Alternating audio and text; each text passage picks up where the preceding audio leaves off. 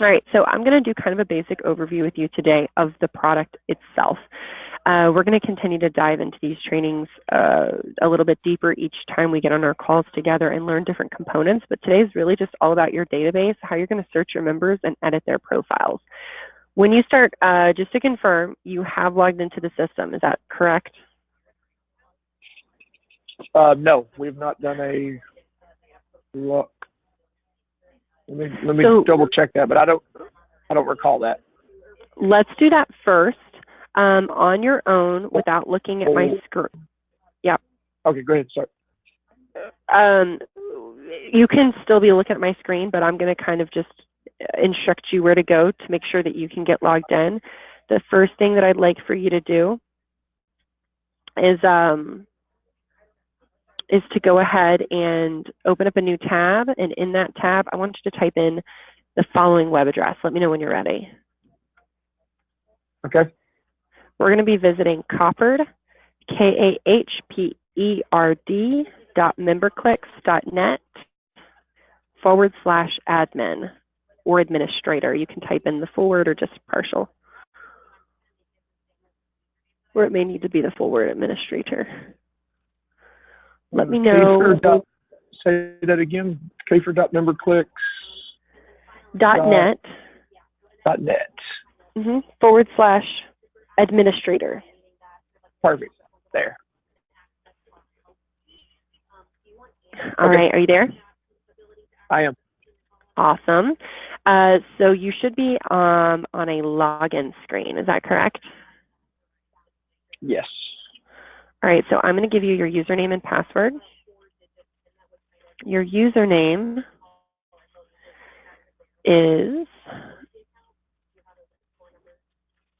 J Sparks, first letter of your first name plus your last name, all lowercase. That's all lowercase. Your password, I'm resetting just because I don't want to forget it, is going to be KAHPERD, all caps. Okay. And you should be able to log in. You there? I'm typing it in. Yes. Okay.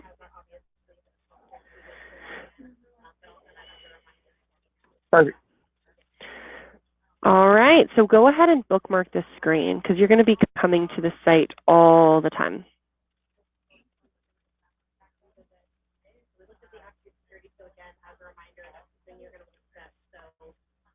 And let me know when you've finished that. Got it. Awesome. All right, so you can come back to looking at my screen. And so whenever you logged in, the first thing that you would have seen is this membership dashboard page. This membership dashboard page is comprised of a couple of different areas. Everything that we're about to review is just a review of information that you can find in your system. Excuse me. I thought I was going to sneeze and then it went away. The first dashboards are your current membership roster. You'll notice these are all your member types that you sent me previously, as well as all of the members that are within those member types at this time. You'll actually be able to watch, once we are ready to launch, you'll be able to watch these member numbers move through their renewal cycle. So right now, everybody will start off in active, then they'll start to move to graced and to lapsed as they go through their life cycle as a member. You do have the ability to click on any of these numbers to see who those individuals are. So right now, if you wanted to see who those 37 students are, you can click on that number 37. It's going to bring them into your member profile list, where you'll see all 37 of those members. Okay. We'll come back to this view in just a little bit. I'm going to go ahead and run back to the home page. We also have new members that have joined in the last 90 days. That's pulling from the joined date category in the member profile. So if you add somebody in manually, it's imperative that you put in the join date. It will not fill in automatically. If somebody takes the membership application it will join in automatically. So just something to point out, if you start adding members in manually during the time that we are going through the onboarding process together, make sure you're adding that join date. Otherwise, they'll not fall into this new member in the last 90-day dashboard. Okay. Then we have a little bit of information on events. You have up to 3 past events that will populate in under the event dashboard, this past event dashboard. It'll be the up to 3 events, the date that they were held on, and how many people attended. On the other side of this, you have an upcoming expected event attendance dashboard. This will be the most upcoming, or the 3 closest upcoming events, the date they will be held on, and how many people have registered so far. The last piece of this, down at the very bottom, we have some financial dashboards. This will show you your aged receivables, which is just going to be reflecting how many outstanding invoices you have by how many days and how much money. And then sales over time. Sales over time is going to be reflecting how much money has come in per month per revenue account. Any questions on this dashboard? I do not have any questions on the dashboard, but even though I've not done the training on this, I will say that I was recently with Tom in Missouri, and we were having a conversation. So I did see some functionality of this, just from our conversation when we weren't specifically talking about member clicks. We got talking about some other things they're doing in their membership, but so this all looks very familiar from seeing it on their system. Honestly, we should hire Tom with as well as he navigates the system. I am not even kidding you. I have never had a client as just like, he just like caught on, and he was doing stuff I didn't even teach him. Because there's only so much that we can talk about in our trainings together without you feeling totally overloaded. There's stuff he was doing I didn't even teach him how to do. He's killing it. I'm so impressed by him. And the dude is 78 years old and rocking it. Which is honestly just amazing to me. It is just amazing when we bring on, and this is like not to sound mean at all, but when we bring on older clients, sometimes there's a little bit of okay, we're going to have to bring back the what we teach. We have to scale it back a little bit more than normal, and really make sure that we're starting at the bare basics. But no, not with Tom. Awesome. Well, good. I'm glad that you guys looked at some of this stuff together. So this is just, like I said, just a snapshot of some info in the system. Let's go ahead and start looking at some of the financial items. There are some homework items from today's training. I'm going to send you in a follow-up email. And some of those things reside under the financial tab. This is just to help you get some hands-on experience in the product, start inspiring some questions with you working in the product. So that's why I wanted to make sure you could go ahead and get logged in today. So financial tab, invoices, which is the first sub-menu. Over time, and we're going to be looking at this again later on together, but over time, you're going to have all of your invoices fall into this area. That means even if the invoices are paid, if they're open, if they're partially paid, if they've been voided, they will all fall into this area. That means that one day somebody's going to call in and say, all right, Jamie, I really need my invoice again. I've lost it. Can you re-email it to me? Obviously, there's going to be a lot of invoices here for you to sift through, so we make it really easy for you to search for the individual that you're looking for. The first way for you to search invoices is going to be using our search bar in the top right-hand corner. Using the search bar, you can search your members by first name, last name, organization, or invoice number if they are that good of a member and happen to have their invoice number on hand.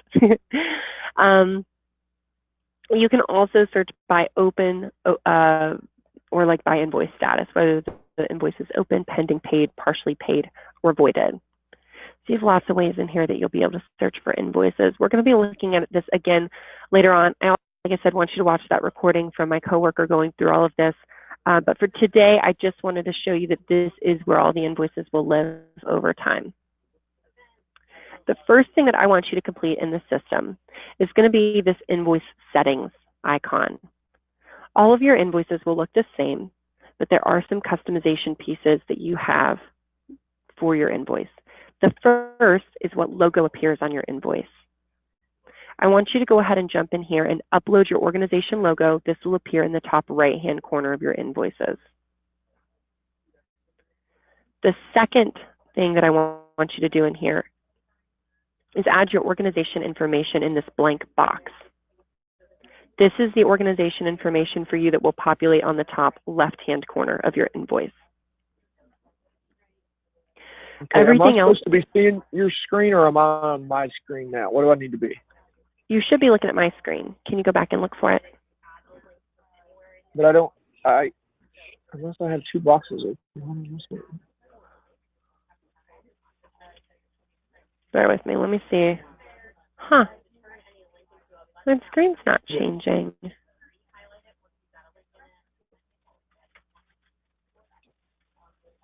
It's like it's frozen. Are you still looking at my dashboard page? Mm-hmm.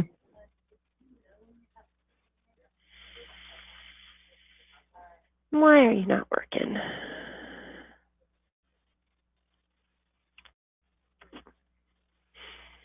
Okay, let's switch things up a little bit because mine is not working for whatever reason. It's not reading my screens. Let me try this. You should receive a notification that pops up that asks you to present your screen. Mm-hmm. If you'll accept that, and I might be able to have you navigate through. Yep. Which might help you anyways. And I can see your screen. I don't know why it's not working for me. So I'll just kind of point you where you need to go. And great. You're right. You're following along perfectly. So this is great. So I was just mentioning there are some icons at the top of your page here. Go ahead and select the invoice settings, which is a gear or third icon. This is exactly where I was mentioning you'll want to add in your organization logo. And if you want to go ahead and do that, feel free to.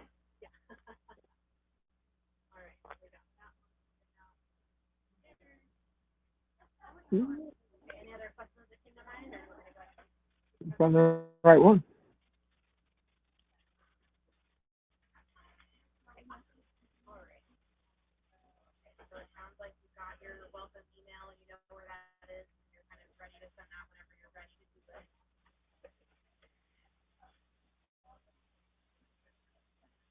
I was just on our website the other day and doing this. Hold on, let me just get a...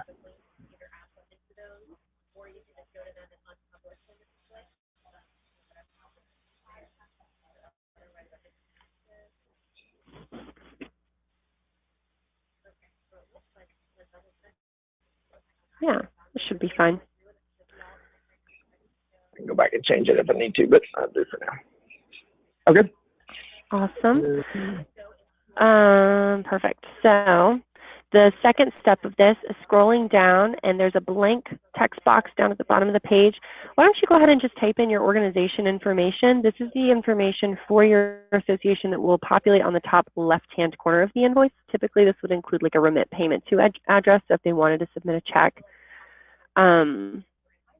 they would be able to do so to that address.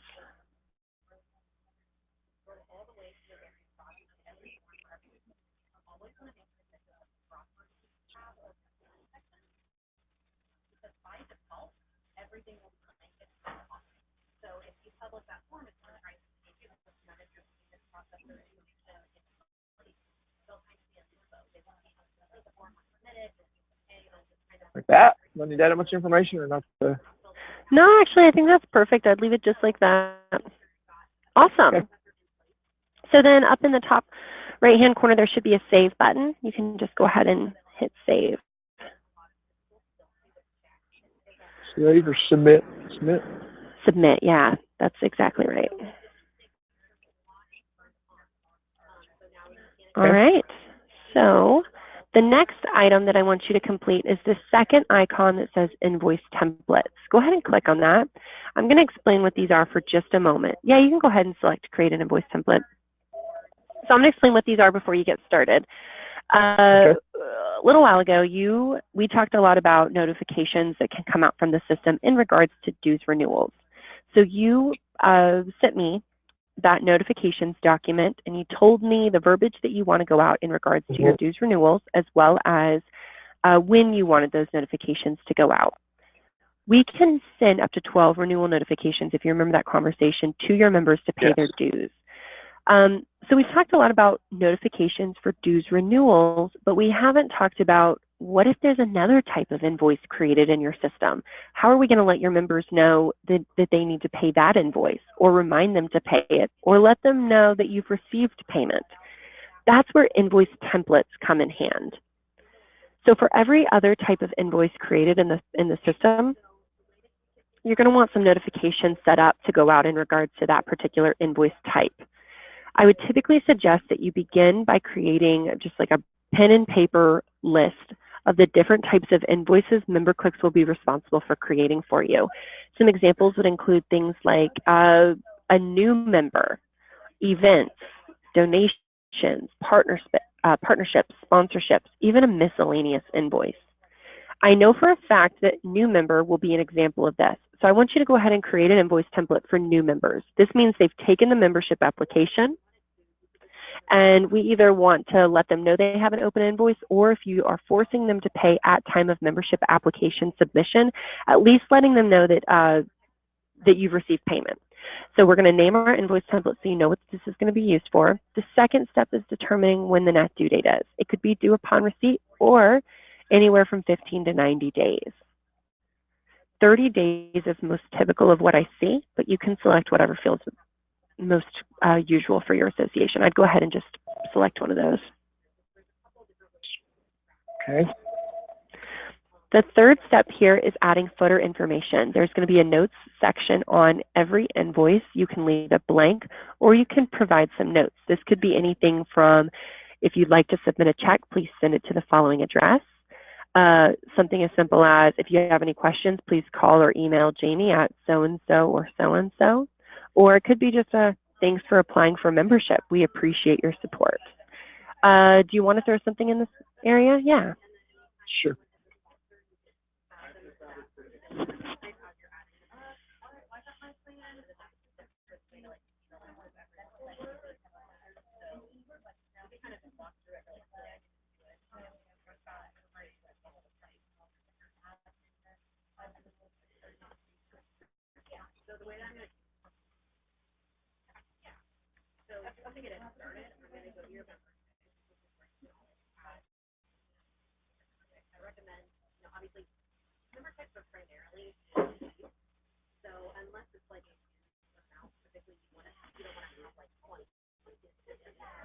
I like it. Okay. All right. Then this last step is just turning on the invoice notifications that you would like to use. So this is where you're going to determine, are you going to force the member to pay at time of filling out the membership application, or do they have the option of having an invoice created that they can then come back and pay later?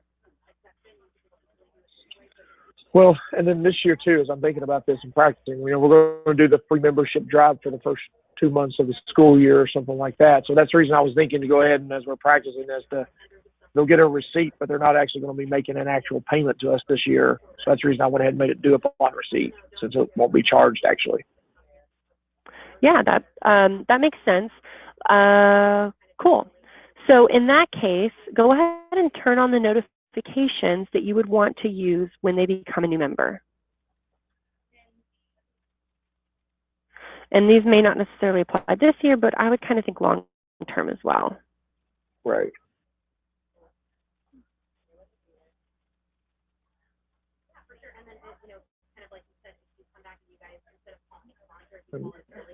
We're not going to have a...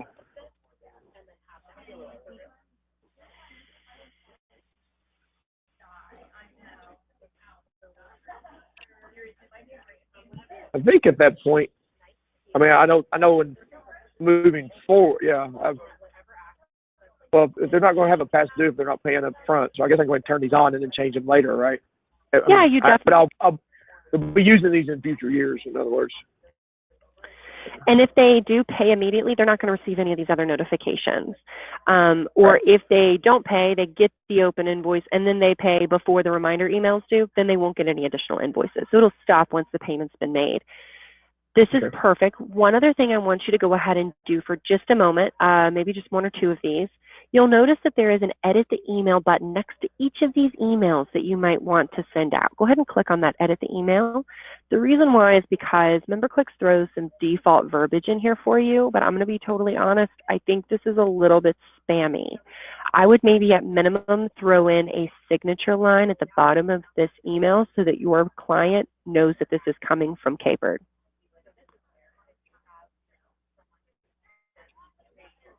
Yeah, perfect.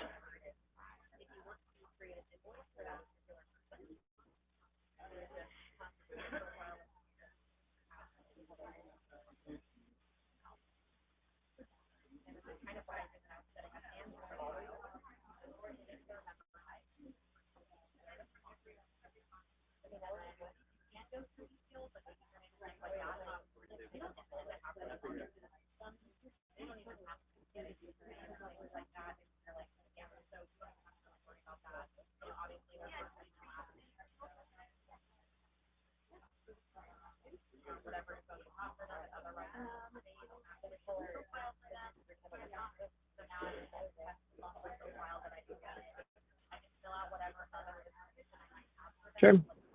Let's see.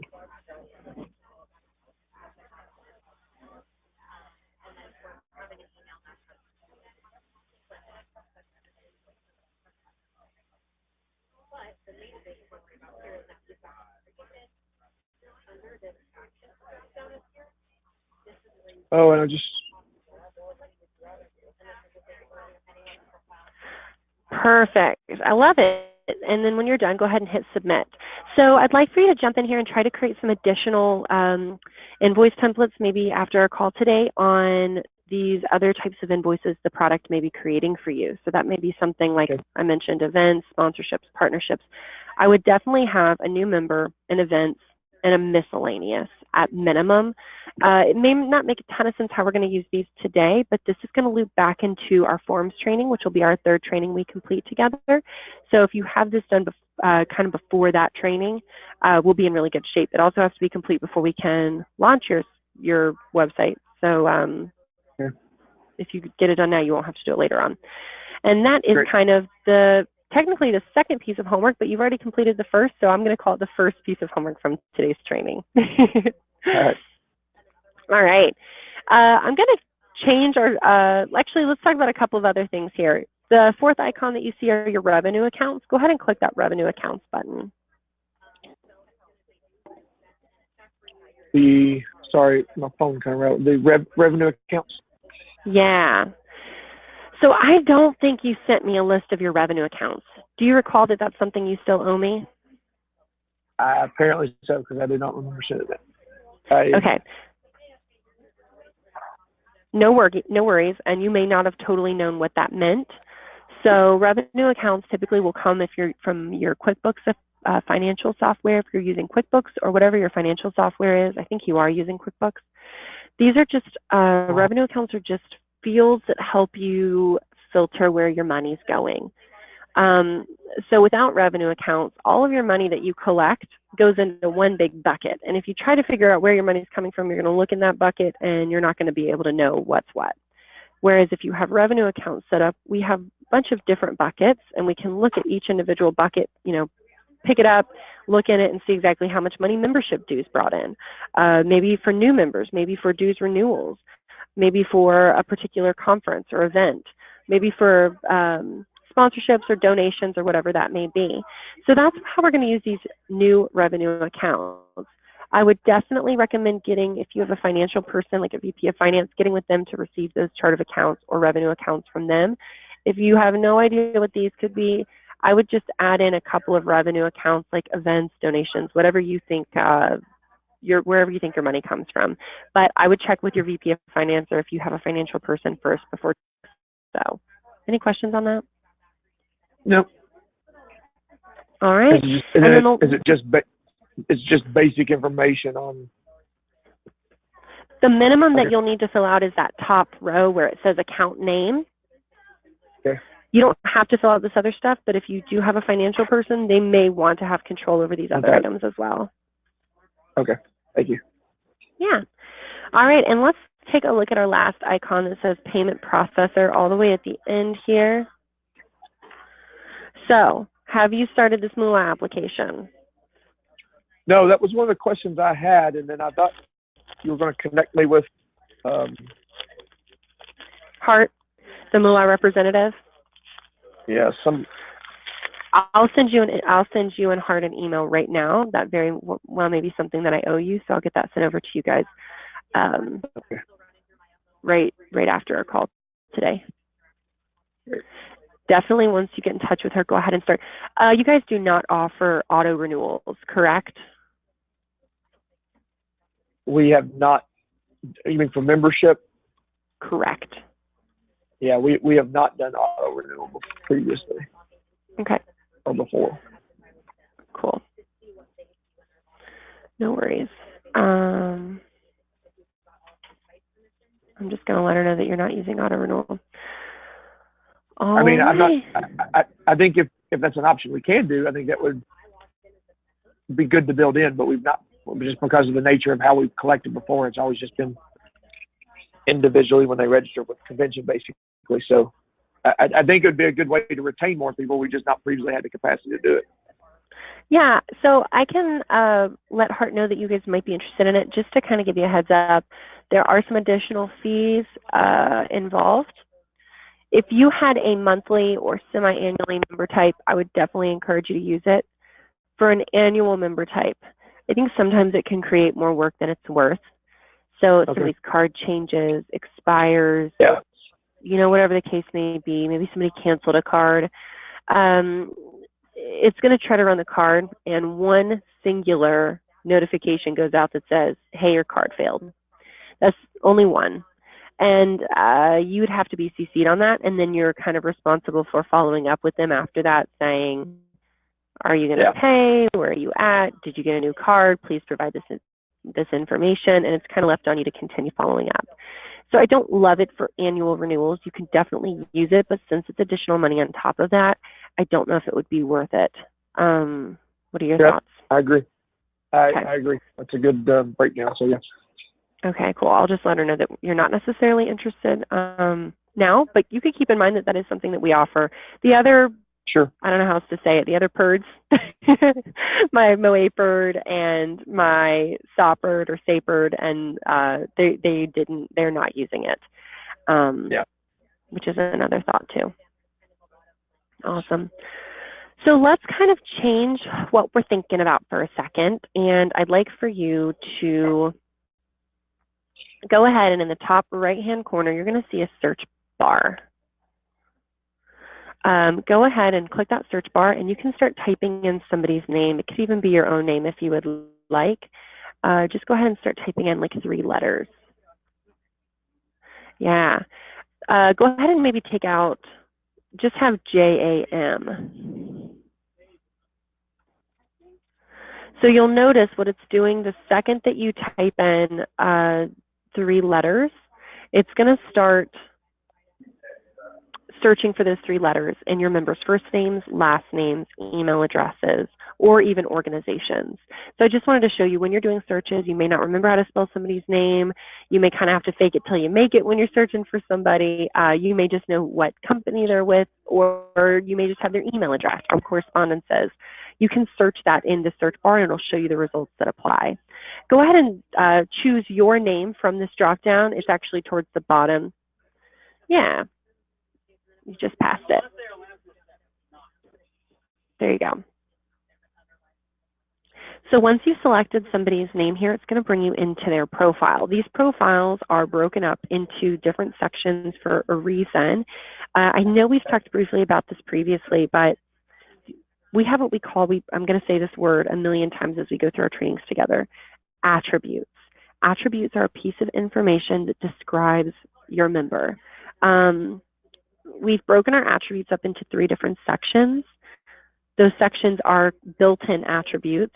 Built-in attributes are pieces of information we built into the system because all 3,000 plus associations that we work with collect this info on their members. So you'll see this down at the bottom. There's a summary of built-in attributes right where you're located now. Also, if you scroll back up to the top, that first left-hand box up there also has all of the built-in attributes in it. So these are things like their organization that they work with or work for, their physical address, their email address, their phone number. Thing.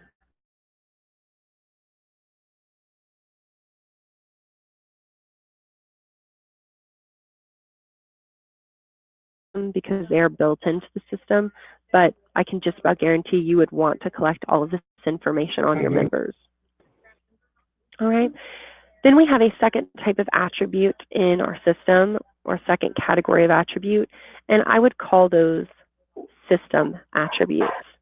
System attributes are pieces of information the system has to have in order to keep track of your members' membership period and when they owe their dues. That's everything over there on the right-hand box. Expiration date, last renewal date, join date, their member type, their member status, the member number. These are all types of system attributes. Similar to built-ins, we can't take these out. We have to have this information collected in order for the system to keep track of your members. Any questions on built-in or system attributes? Nope. All right, so I mentioned we have 3 different types of attributes. The third category would be called custom attributes. Custom attributes are custom fields that you're collecting on your members that we didn't know you wanted to collect. Now, I think I'm correct in saying you guys don't have custom attributes on your members at this time. Is that correct? No, that is correct. So the cool thing about member clicks is we know that as you grow as an association, as you continue to collect more members, and as the years go by, what you want to know on your members is going to change. For example, today, having somebody's Facebook link or Facebook page might be incredibly, like if they had a business, for example, it might be incredibly beneficial for you to have. 15 years ago, you might not have cared about their Facebook page. So as things change, as trends change, as demographics change, you can continue to add and change the custom attributes that you're collecting on your members. I'm going to show you where you can do that at. So not necessarily a piece of homework, but something for you to just noodle on is what kind of fields might be beneficial for you and your association to collect. I would totally give Tom a call and say, hey, Tom, what kind of fields are you collecting on your members? What has been really beneficial for you to have in your members' profiles outside of those built-in and system attributes? He'll probably know exactly what you're talking about, and he'll probably have a couple to recommend to you, and we can build those on one of our later calls. Before we dive into that, a couple things I want to point out.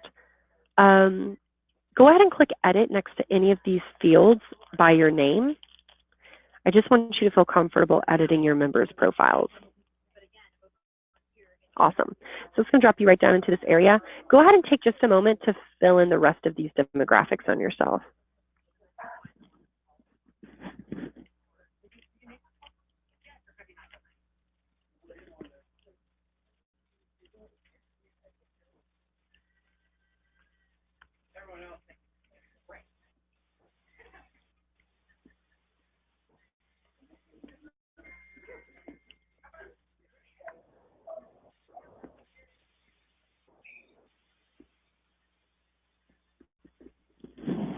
Perfect.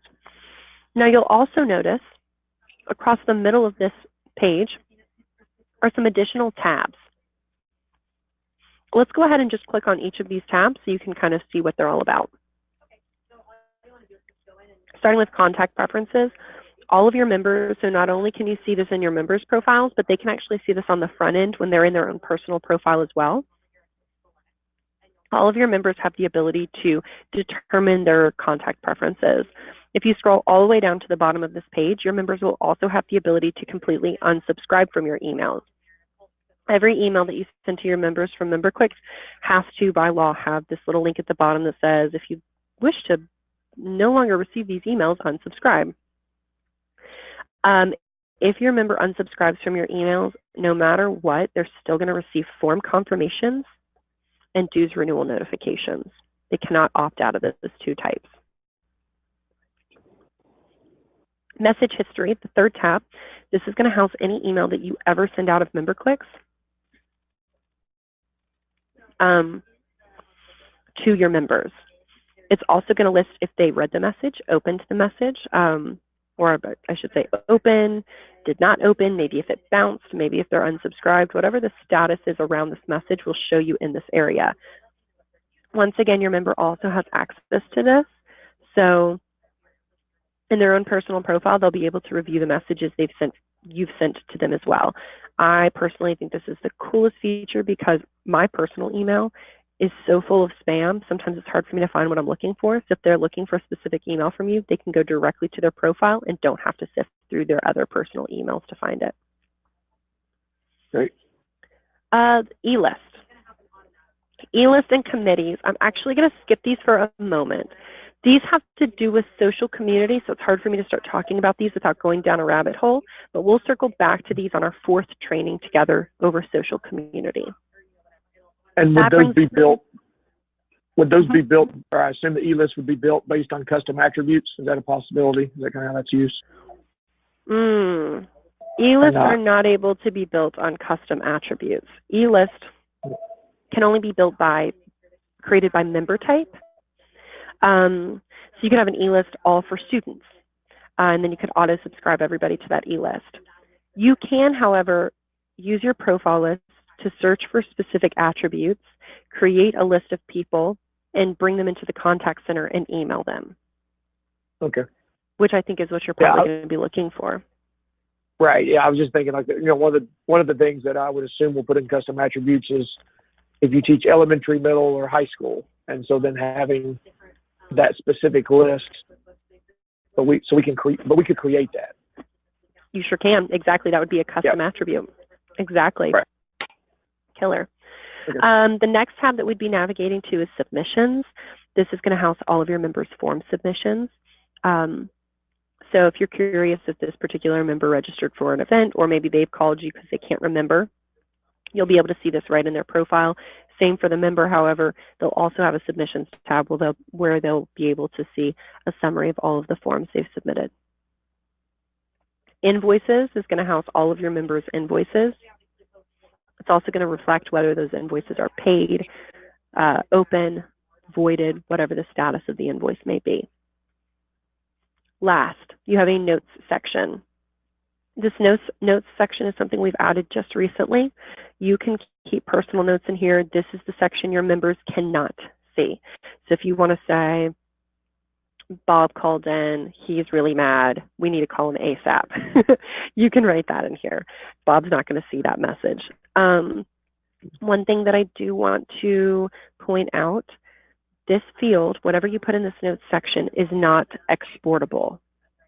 You cannot pull this back out of the system. The reason I wanted to highlight this fact is if you wanted to leave member clicks at any point in time, this info could not come with you. We can create a custom attribute that is for internal notes that you could export. So I just don't want you to put really pertinent information and want to leave member clicks one day and be mad that you can't bring it with you. I mean, obviously I don't want you to leave us, but if that ever came up, I just want to be totally transparent with you. Okay. Good. Awesome. Any questions on anything here within the member's profile? Nope, that's good. Awesome. So let's go ahead and use our profile list button at the very top right-hand corner of the page next to that search button. So this next item that I want to show you, going to the profile list is going to bring in all of your members. Obviously, that's a lot of people. So to find the individuals that you're looking for, you might want to search by some specific attributes. In order to search your members, you can use that advanced search button over in the left-hand corner.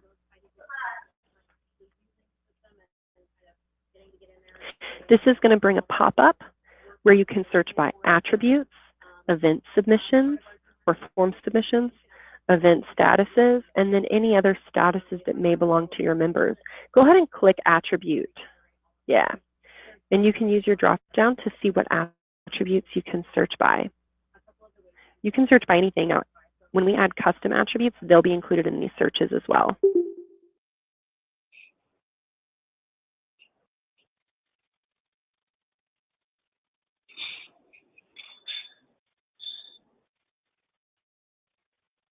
Great. That's awesome.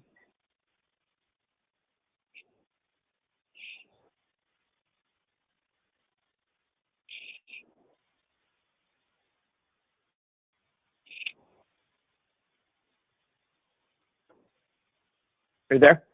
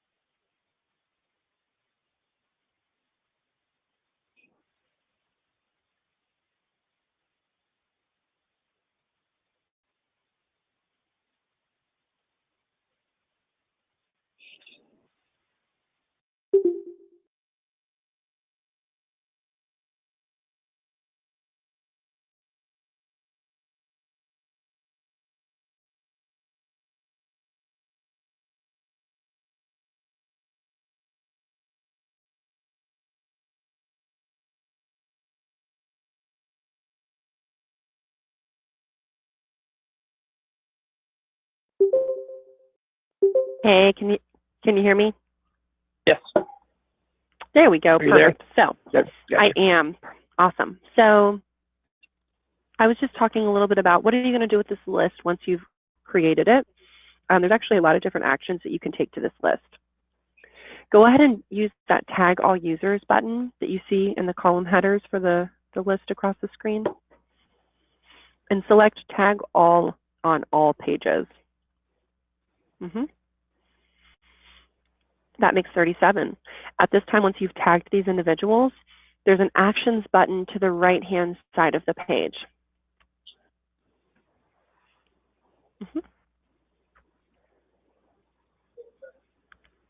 So you can use this list to contact. Hitting contact is going to bring all 37 of these individuals into your contact center, where you can send an email just to these 37 individuals. You also can export these individuals into an Excel spreadsheet. You can mass change member statuses, member types, delete the profiles or undelete the profiles from this as well. So all kinds of cool stuff you can do here. Any questions? Nope. This is the tool you're probably going to be using most often. So I definitely think it'd be awesome for you to get in here, search members, look over their information, and just kind of get comfortable navigating around. The reason I wanted to start talking about attributes for a moment, I want you to go to the very top of the screen, hover over the database tab, and then click on attributes.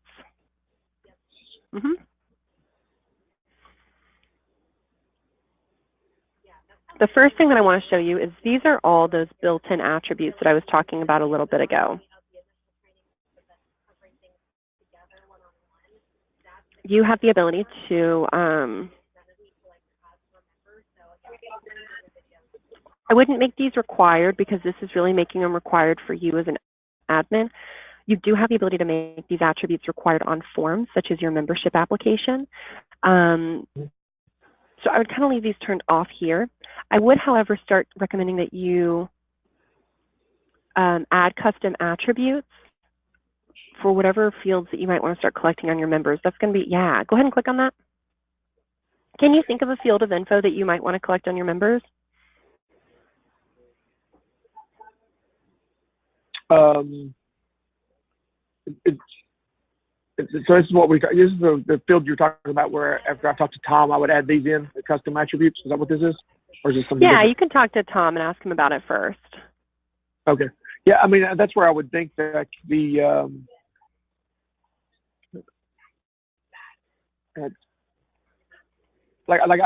the demographics on what they teach, if they're in higher education or elementary, secondary education. I mean, I definitely know that is something that's going to be important for us to build a shift through.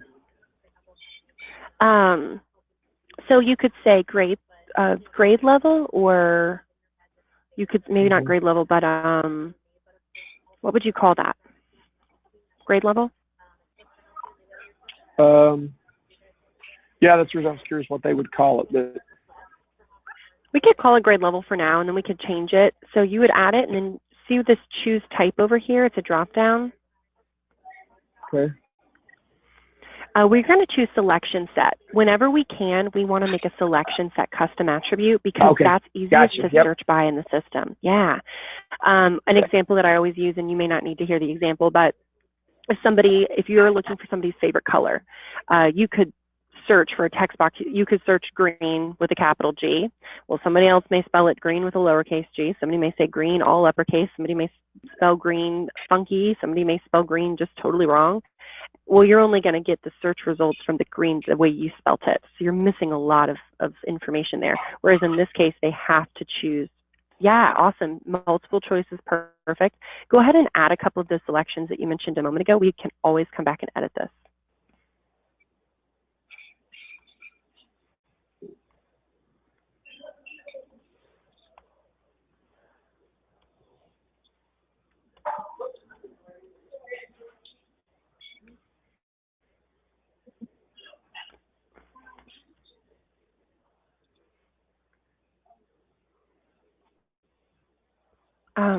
Yeah, I love this. This is awesome. And then you're just going to hit save up in the top right-hand corner.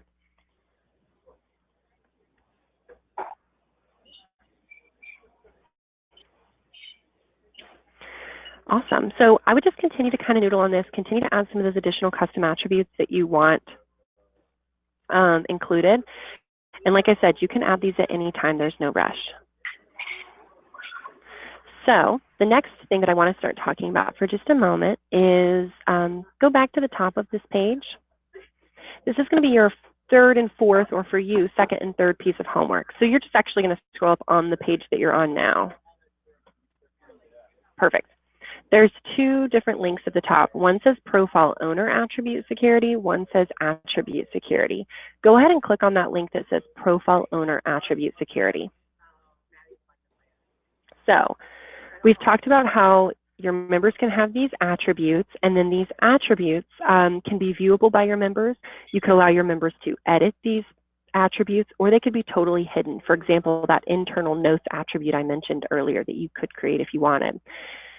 By using these columns and these individual boxes, you're going to set what your members can see, what they can edit, and what is totally hidden from them in their profile. So let's start actually on the right-hand side with student. You can hit toggle all,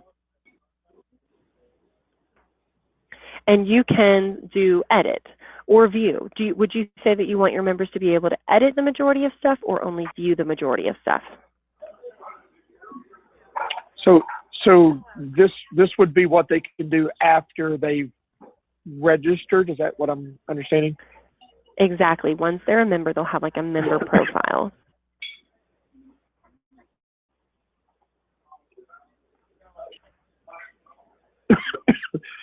And if there's things I don't want them to, I could turn them off individually. Yeah, so go ahead and scroll all the way back to the bottom, or scroll all the way to the bottom of this page. You'll notice at the very bottom, these are the system attributes: join date, last renewal date, last modified date. You definitely don't want them to be able to edit this stuff. So you can click these individual boxes. You might not want them hidden. You might want them to just be able to see it. Yeah, there you go. So you can keep clicking the boxes, and it's just going to rotate through these different items.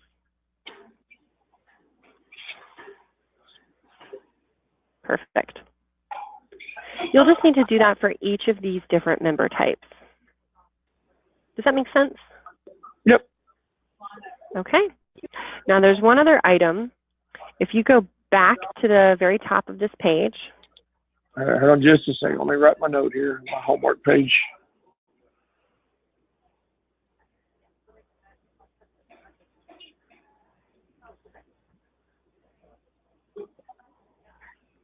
Security. And this was all underneath the database, right? Those are database attributes. Yep. Okay. That's exactly right. All right. And I'll include some instructions to help you make it through these as well. Okay. All right, I'm ready. Awesome. So now click on Attribute Security. It's the link to the left of the Profile Owner Attribute Security you checked just a moment ago.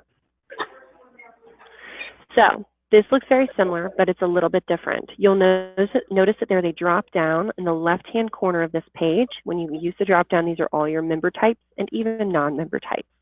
The reason that we have this is because at this point, you'll be determining what your members can see in each other's profiles. This all has to do with member engagement. How much do you want your members engaged? Now, obviously, you don't want your members being able to edit any of these fields, but you might want them to have the ability to view some of them. For example, what this is saying, the way we're looking at it right now is, if you're an admin member, what can you see in prospect profiles? What can you see in other admin profiles? What can you see in associate member profiles? And you would just select those items. Now, just a tip, as an admin, you got the power. You can do whatever you want to do, so really you should be able to edit all of this stuff.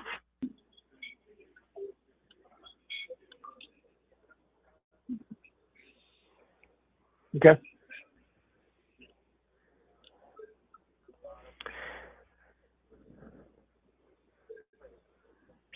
And you're going to use your drop down, choose each member type, and do this for every member.